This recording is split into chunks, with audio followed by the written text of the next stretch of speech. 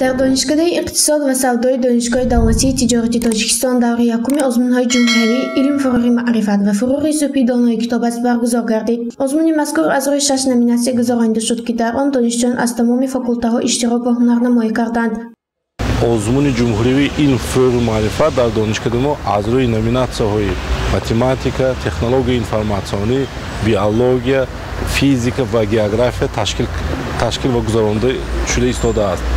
مقصد از برگزار کردن آزمون‌های نامبر شده این دریافت دانشجویان با استعداد، هوسمند گرداندن آن، توسعه جهانبینی تکنیکی آنها، بلند برداشتن صفت تحصیلات از روی فن‌های دقیق میباشد.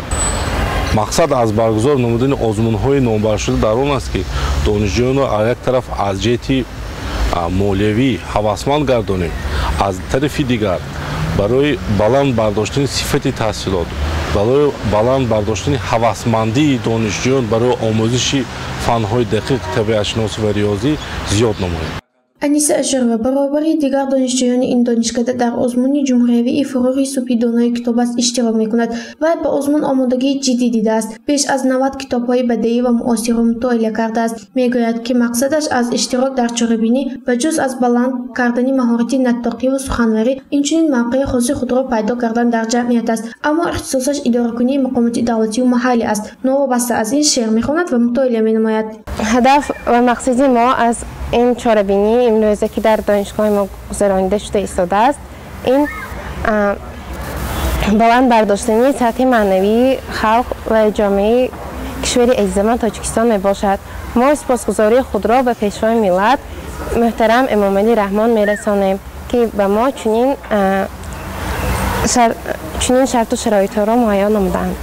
باید قید نمود که آزمون‌های جمهوری از روی نامیناسی‌های تکنولوژی انفرماسیونی، متماتیکا، فیزیک، گئوگرافی، بیولوژی، شیمی و عموماً از فن‌های دقیق گزارنده شد. از روی هر نامیناسیون گروه‌های مخصوص جدا شده رفتی فعالیت اشتراکچیان را تحقیق می‌نماید تا آزمون مذکور شفاف و بی‌غرض گزارنده شود.